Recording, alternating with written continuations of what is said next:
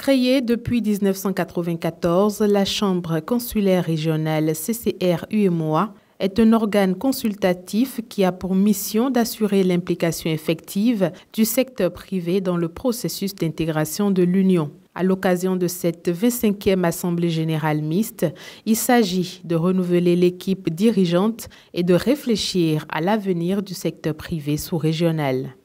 Cette Assemblée revêt une signification particulière alors que nous nous réunissions pour réfléchir, échanger et décider des orientations stratégiques qui façonneront notre action collective dans les années à venir.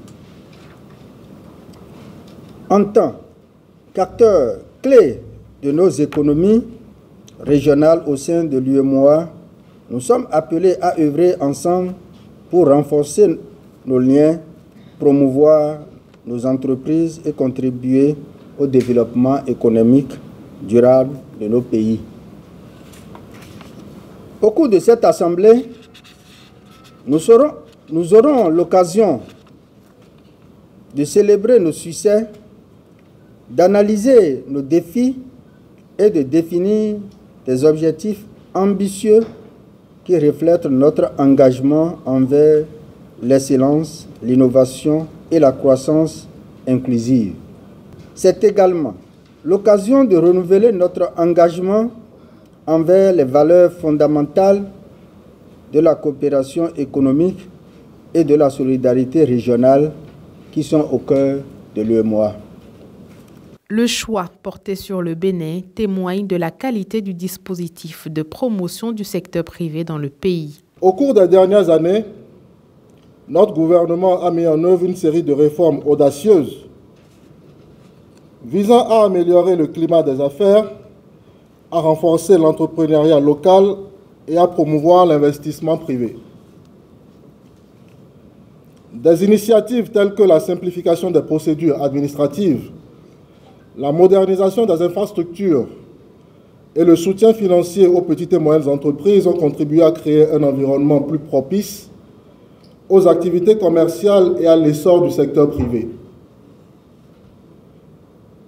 Dans notre quête incessante de développement économique et de prospérité partagée, le gouvernement du Bénin reconnaît l'importance vitale du secteur privé en tant que vecteur de croissance et de création d'emplois. Je suis certaine que cet intérêt porté au développement du secteur privé est assurément largement partagé au sein des autorités et des autres membres de l'UEMOA.